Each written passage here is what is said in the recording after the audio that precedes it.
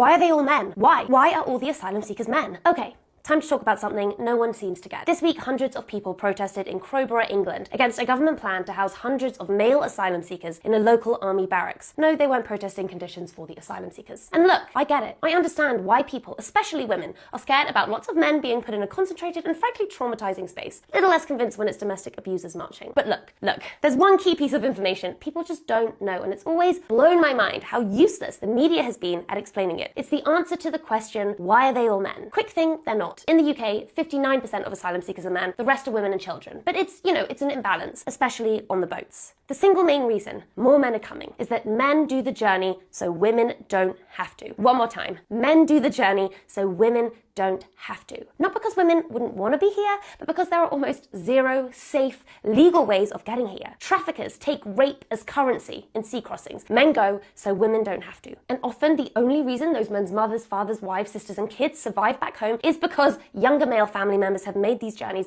and are sending them life-saving funds. Of course, many migrant men dream of bringing their families over safely, but this is becoming almost impossible due to anti-migrant policies. So instead, they send whatever money they can make here to families trapped in conflict zones or overflowing refugee camps across the global south. You see, the majority of refugees, they're not allowed to work. There's not nearly enough food or shelter to go around. Humanitarian aid has been slashed, and most rich countries used COVID as an excuse to permanently reduce theirs. And so, babies are starving. And often their mothers can only feed them thanks to pennies being sent their way by a man in their family who made a horrible journey to work in a horrible job in, at times, pretty horrible countries.